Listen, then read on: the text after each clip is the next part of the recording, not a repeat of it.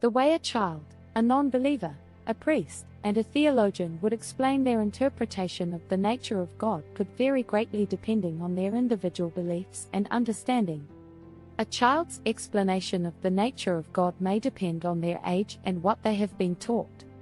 They may view God as a loving and protective figure who watches over them and helps them when they need it. They may also have a more simplistic understanding of God's attributes and actions. A non-believer may not believe in the existence of God and may not have an interpretation of the nature of God. They may view the descriptions of God in religious texts as fictional or symbolic. A priest or theologian may have a more in-depth understanding of the nature of God and may be able to explain their interpretation in more detail.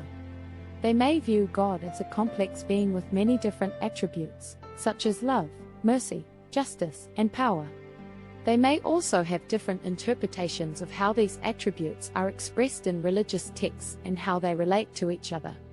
Ultimately, the way someone explains their interpretation of the nature of God would depend on their individual beliefs and understanding. There are many different interpretations of the nature of God.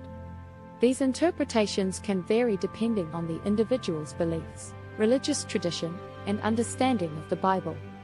Some people view God as a personal being who is actively involved in the world and in the lives of individuals. They may see God as loving, merciful, and just. Others view God as more distant and transcendent, as a force or principle that governs the universe. Some people view God as having a specific gender or form, while others see God as beyond gender or form. Some people view God as having emotions and desires, while others see God as unchanging and unaffected by human actions. There are also many different interpretations of how God interacts with the world and with humanity. Some people believe that God intervenes directly in the world through miracles or other supernatural events.